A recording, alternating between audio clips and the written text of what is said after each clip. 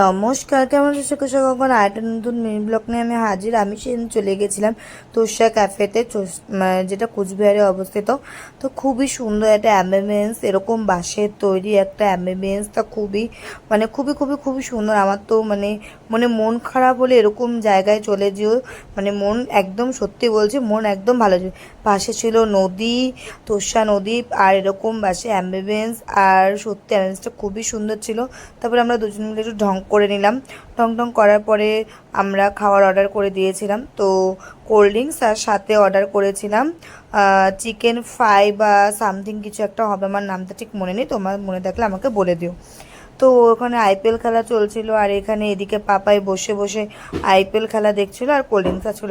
আচ্ছা আচ্ছা ঠিক আছে, তুই কোল্ড ড্রিঙ্কস খেতে থাক আর আইপিএল খেলা দেখ। আমি ওখানে বসে বসে অ্যাম্বিয়েন্স আর অ্যাম্বিয়েন্সটা অনুভব করছিলাম, খুব সুন্দর। তোমাদের সাথে কথা বলতে বলতে আমাদের চিকেন পকোড়া বা ফ্রাই কিছু সামথিং এসে গেছে। তো চলো আমি খেতে থাকি, আর তোমরা ততক্ষণে ভিডিওটাতে লাইক কমেন্ট শেয়ার করে দাও।